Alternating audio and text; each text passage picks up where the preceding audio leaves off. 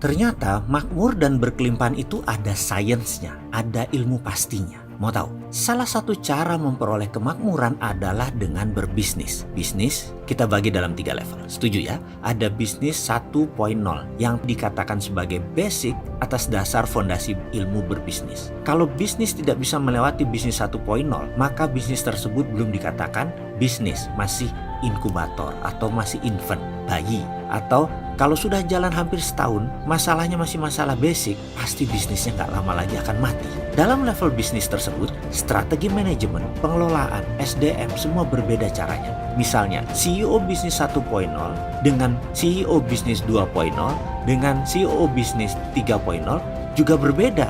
Berbeda masalah, berbeda gaya dalam setiap levelnya. Dalam bisnis 1.0, CEO-nya minimum mengerti atau memahami sabuk hijau manajemen. Dalam bisnis 2.0, CEO-nya minimum sabuk hitam dalam memahami dan mempraktekkan manajemen bisnis. Dalam bisnis 3.0, CEO-nya harus sudah master. Kita lompat sebentar keluar topik. Kalau ada yang mau bermitra, mengajak saya bermitra bisnis, Anda bisnisnya harus sudah 2.0. Sebaliknya, kalau saya mencari mitra atau menawarkan bisnis, bisnis saya juga harus sudah bisnis versi 2.0, alias tidak lagi mempermasalahkan bisnis 1.0. Nah sekarang, apa maksudnya bisnis dikasih versi tersebut? Mitra macam apa yang saya cari? Atau bisnis seperti apa yang di 2.0 yang harus ditawarkan? Kita sepaham dulu bisnis. Bisnis 1.0 adalah beberapa masalah yang harus diselesaikan dan harus sudah autopilot. 1. Masalah produksi. 2. Masalah omset atau sales. 3. Biaya-biaya. 4. Masalah pembukuan. Lewati hal ini, Anda berada di bisnis 2.0.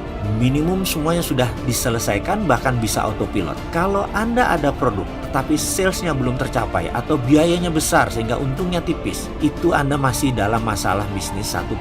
Segera selesaikan, segera autopilotkan, maka bisnis 1.0 tersebut bisa naik ke 2.0.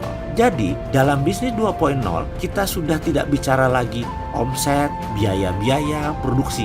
Yang harus dilakukan di semua itu harus diselesaikan di bisnis 1.0. Lalu ada bisnis 2.0. Baru masalah muncul yang lebih rumit. Perlu strategi bisnis baru. Berbisnis mulai dengan banyak jurus kungfu, jurus silat, jurus karatenya. Tergantung gelanggangnya, tergantung kompetisinya. Kalau seorang business owner 2.0 dan CEO 2.0, biasanya orang sudah jago berantem dalam banyak gelanggang dan paham jurus bela diri, dan serangan bisnisnya juga sangat banyak variannya. Sekali lagi, apa itu bisnis 2.0?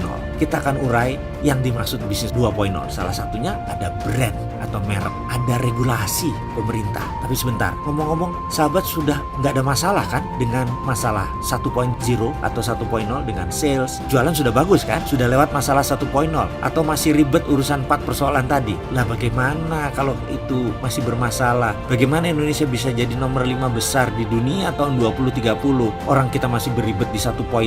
Tuntaskan dulu 1.0 lalu masuk 2.0.